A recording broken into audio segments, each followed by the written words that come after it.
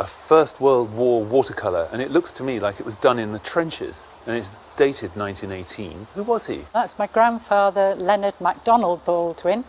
He was a stretcher bearer in the First World War. He served on the Somme and at Passchendaele. He's got a medal ribbon here, hasn't he? On his tunic. This was painted in January 1918, and the previous October he'd been involved in the Battle of Polkapelle, where several people received the military medal for clearing casualties under heavy shelling. Such drama in this picture, isn't there?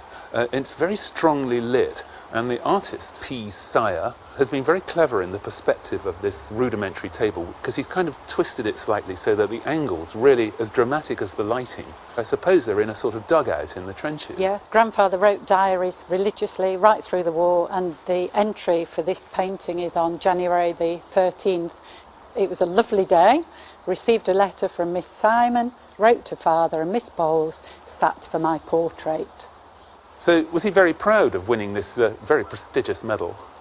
He was proud of that, and although that was the official recognition of some of his duties, the thing that had the greatest impact on his subsequent life was an event that happened some 6 or 7 months before the military medal.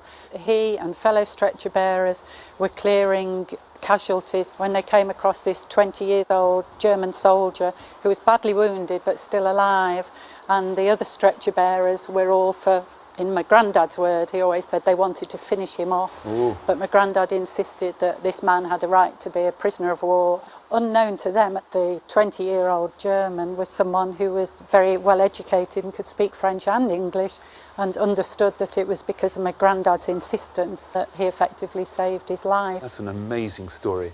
There began a great correspondence between them that continued for the rest of their lives. They were in touch till they both died in their late 90s.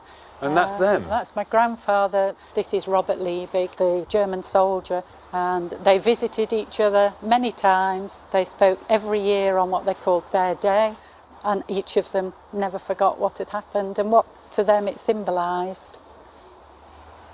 I think that's the most extraordinary story, I really do. And it gives this picture a real emotional thwack with this added information, the story behind it. It really lives and breathes, and so does he beyond his death.